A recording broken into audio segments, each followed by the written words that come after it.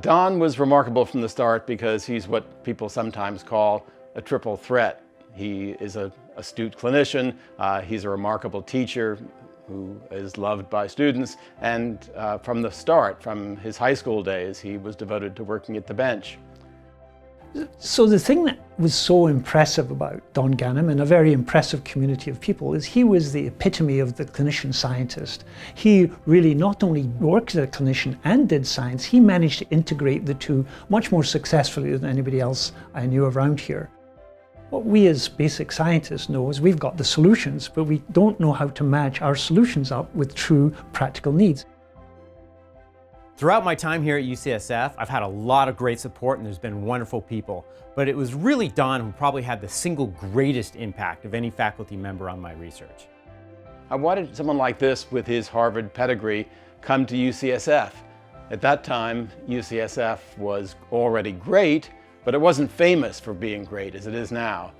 And he wanted to do something unusual. He wanted to be the first person to work on hepatitis B viruses in my lab. He moved on to working with chlamydia and then, most importantly, the Kaposi sarcoma herpes virus, to which he made great contributions.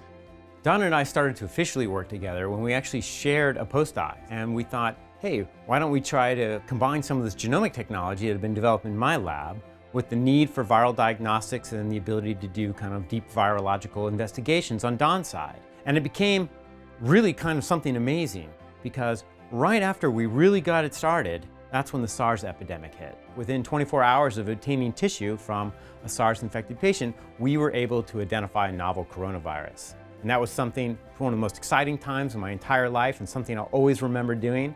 And if it wasn't for Don, we'd never be in that field.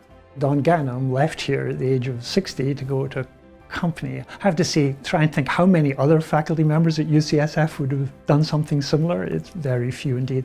But it makes sense, given who Don was. He always was interested in the patient, right? It was doing the great science, but seeing it to getting to the patient. Don Ganem is leading an effort at Novartis that I believe can directly contribute to increasing the pace with which the world can solve these problems that differentially impact the poor: HIV, malaria, tuberculosis, diarrheal disease, and pneumonia.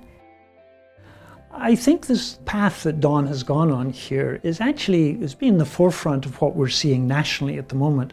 What we're seeing all over, including from NIH and from NSF, they're constantly asking is what is it we're doing with our science that's benefiting society? And I think Don has been the leader and has been at the cutting edge of trying to make that transition.